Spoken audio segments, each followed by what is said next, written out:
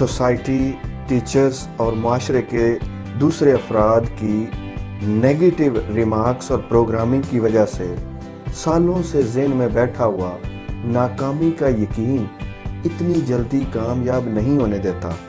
मगर हिम्मत ना हारें।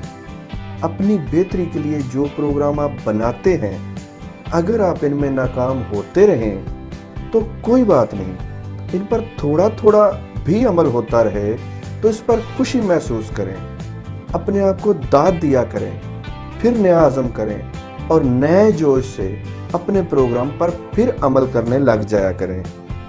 बार बार अपने आप को दाद दें और लगे रहें। अपनी पसंद के मुताबिक अगर आपको रिजल्ट नहीं भी मिलता, ऐसे में ज़हन पर बोझ ना बनने दें। खुश रहें, आप ही कामयाब होंगे।